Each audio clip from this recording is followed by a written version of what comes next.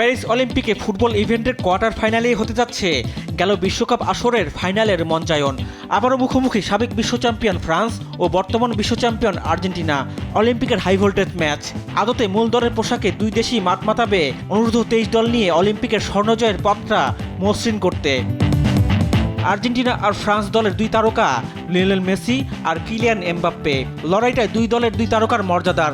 মেসির উত্তরসূরিদের সামনে এমবাপ্পের উত্তরসূরিদের লড়াই, তাই তো মনস্তাত্ত্বিক লড়াইটাও হবে বেশ জমজমাট।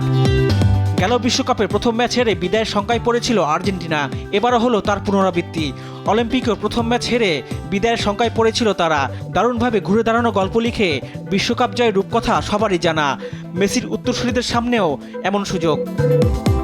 অন্যদিকে ফ্রান্সকে বিশ্বকাপে ফিরতে হয়েছিল হতাশা নিয়ে। এমবাপ্পের ব্যর্থতা মুছে দিতে চেষ্টার কোনো কমতি রাখবে না ফ্রান্স। অলিম্পিকের মঞ্চে আর্জেন্টিনাকে হারিয়ে বিশ্বকাপের প্রতিশোধ নিয়ে দুধের স্বাদ ঘোলে মেটানোর চেষ্টা করবে ফ্রান্স। শুধু মাঠে নয়, লড়াই হবে মাঠের বাইরে ডাগ আউটেও। আর্জেন্টিনার ডাগ আউটে রয়েছে কোচ হাভিয়ে মাস্চেরানো, অন্যদিকে ফ্রান্সের রয়েছে কিংবদন্তি থিয়েরি অরি।